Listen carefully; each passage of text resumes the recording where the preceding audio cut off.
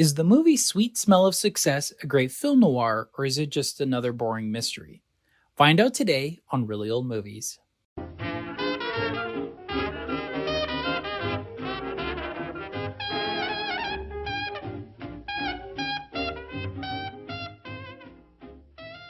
Welcome to Really Old Movies. I'm your host, Harrison Scullin, and today I'll be discussing Sweet Smell of Success from 1957. Some essential movie details. This film was actually a box office bomb when it initially was released, and it did not gain the notoriety it has until much, much later.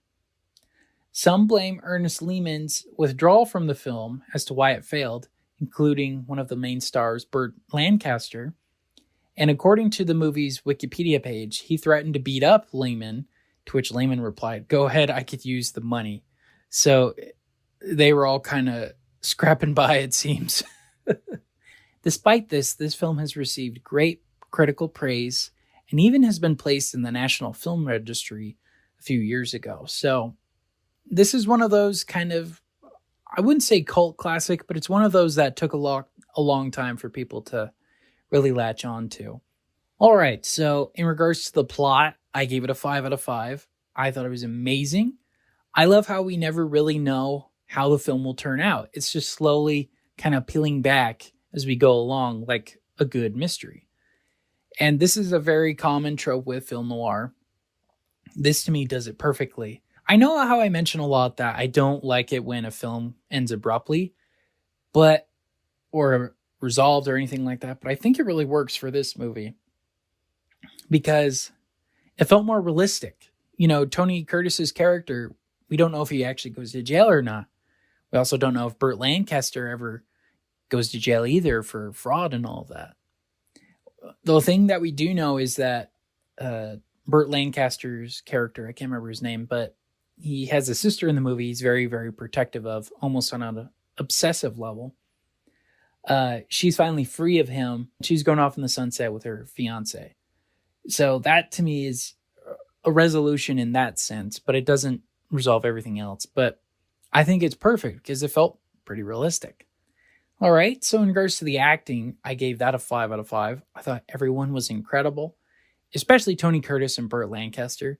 I think Burt Lancaster alone, though, really stole the show. He was incredible with his dialogue. It was amazing dialogue he had. And I need to watch this movie more, like probably 3 or 4 more times, just to understand what they're saying. It's a completely different language that they're speaking to each other. They speak in metaphors and all of this, and it's incredible. It's amazing. And yeah, I thought they were all incredible. Just the way he is, he's super intense, Burt Lancaster, and he controls every scene he's in, especially the one where he's with Tony Curtis's character. I think his name's Falco, I want to say. And they're meeting with a senator. That scene is super intense. You could tell that the journalist, Burt Lancaster, his character owns a newspaper company. He definitely has the upper hand over the senator. That was incredible. I love that. So yeah, I think the acting was just top notch, the best ever, really. No, it was incredible. All right, in regards to the directing by Ernest Lehman, I thought it was great. It was a 5 out of 5. I love the decision of using New York as a backdrop, and they really filmed there for the most part. I mean, you know, there's real houses, there's real buildings that they're in that are in New York. You know, it's really realistic. I love the cast that he helped choose, and it just felt realistic. It was incredible. I haven't seen any of his other films, so I wonder if they live up to this, but this was definitely a fantastic movie. He directed it really, really well. Loved the setup of all the scenes, all the dialogue, all of it. It was incredible. All right, in regards to the cinematography and special effects, I gave it a 5 out of 5. Unlike many films that were made at this time, this movie is on location, like I mentioned earlier, and he uses real houses and real buildings. And, you know, they're really in New York City. It was incredible. I also loved the use of black and white in this film. I think that was a wise decision. It made it look realistic. It really added to the dark tone of the movie, especially when we're in Burt Lancaster's apartment that's really darkly lit because he's kind of a dark character, and I really like that. Really, really good use of cinematography. I can't decide which scene is my favorite, cinematography wise, but yeah, it's just a great movie overall with that.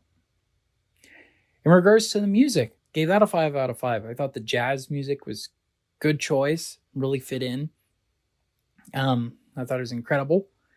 And yeah, I thought the score was really good too. It really ties in the movie, it really makes you feel feel how dark it is and feel how twisted these characters are. They're not good guys. They're all bad guys. So I really like that too. All right, so tallying that all up, that brings my Letterboxd score to a 5 out of 5. So would I recommend this film? Yes. This movie and the other movie, Touch of Evil, that I reviewed earlier this year, I think are great introductions to film noir for newer fans, new people new to it. I'm relatively new to it as well. I've only seen maybe 10 film noir, not too many. This has got to be one of the best ones for me. I think first is still Touch of Evil, but this one is up there with it. This is incredible. I think this is the best Tony Curtis movie I've seen. I've seen him in, what was that? I reviewed it earlier this year. The Great Race. He was great in that. No pun intended, but he was good in that. But I think this really shows off his acting chops. He was good as a bad guy. Like I mentioned, they're not good guys. They're bad guys. And Burt Lancaster, this is the only movie I've ever seen him in, and I'm very impressed. I want to see more of his movies. He's incredible. He was fantastic in this movie.